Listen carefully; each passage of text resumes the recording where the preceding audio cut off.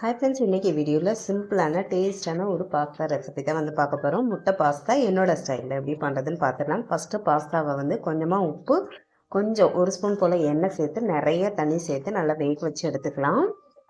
இப்போ ஒரு கடாயில் கொஞ்சமாக எண்ணெய் சேர்த்துருக்கேன். எண்ணெய் நல்லா சூடானதும் ஒரு பெரிய வெங்காயம், ஒரு தக்காளி இதை வந்து நல்லா பொடிசாக கட் பண்ணி சேர்த்து வதக்கிக்கலாம். வெங்காயம் தக்காளி நல்லா வதங்கினதும் ஒரு அரை ஸ்பூன் போல் இஞ்சி பூண்டு பேஸ்ட்டு சேர்த்துட்டு பச்சை ஸ்மெல் போகிற அளவுக்கு நல்லா வதக்கிக்கலாம். இப்போ வந்து மசாலா சேர்த்துக்கலாம். கொஞ்சமாக மஞ்சள்தூள், காரத்துக்கு ஏற்றாப்புல மிளகாத்தூள், அப்புறம் பாஸ்தா மசாலா சேர்த்துக்கிறேன். இது இல்லைனாலும் ஒன்றும் பிரச்சனை இல்லை. சிக்கன் மசாலா அப்படி இல்லைன்னா கரம் மசாலா வந்து கொஞ்சமாக சேர்த்துக்கோங்க. கொஞ்சமாக உப்பும் சேர்த்துக்கிறேன். ஏன்னா பாஸ்தா வேக வைக்கும்போது உப்பு சேர்த்துருக்கேன், அதனால் கொஞ்சமாக மட்டும் சேர்த்துக்கிறேன். இந்த மசாலாவை லைட்டாக வதக்கி விட்டுட்டு இப்போ வந்து முட்டை உடச்சி சேர்த்துக்கலாம். நான் வந்து 2 முட்டை சேர்த்துருக்கேன். முட்டை வந்து நம்மளோட விருப்பம் தான், எவ்வளோ வேணுமோ அவ்வளோ வந்து சேர்த்துக்கலாம்.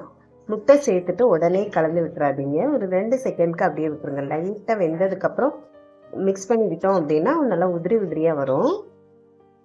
இப்போ வந்து முட்டையை நல்லா கலந்து விட்டுடலாம். நல்லா மிக்ஸ் பண்ணி விட்டுட்டு வேக வச்ச பாஸ்தா வந்து இதோட சேர்த்துக்கிறேன். நான் வந்து பாஸ்தா கொஞ்சம் கம்மியாக இருந்ததுனால கொஞ்சமாக சேமியா இருந்துச்சு, அதையும் சேர்த்துருக்கேன். நீங்கள் வந்து இந்த ரெசிபி ஃபுல்லாக சேமியாலையும் பண்ணலாம், அப்படி இல்லைன்னா பாஸ்தா வச்சும் செய்யலாம். டேஸ்ட் ரொம்ப நல்லாயிருக்கும்.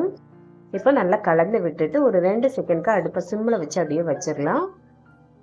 அதுக்கப்புறம் கடைசியாக வந்து மல்லியில் வேணும்னா தூவி இறக்கலாம். சூப்பரான முட்டை பாஸ்தா ரெடி. இதில் குழந்தைங்களுக்கு கொடுக்குறதா இருந்தால் சீஸ் போட்டு கொடுங்க, ரொம்பவே டேஸ்ட்டு சூப்பராக இருக்கும், நல்லா விரும்பி சாப்பிடுவாங்க. டக்குன்னு வந்து ரெடி பண்ணிடலாம். கண்டிப்பாக ட்ரை பண்ணி பாருங்கள். ட்ரை பண்ணி பார்த்துட்டு எப்படி இருக்குன்னு மறக்காமல் கமெண்ட்டில் சொல்லுங்கள். வீடியோ பிடிச்சிருக்குன்னு நினைக்கிறேன். பிடிச்சிருந்தா லைக் பண்ணுங்கள். நம்ம சேனலையும் சப்ஸ்கிரைப் பண்ணி வச்சுக்கோங்க. Bye friends.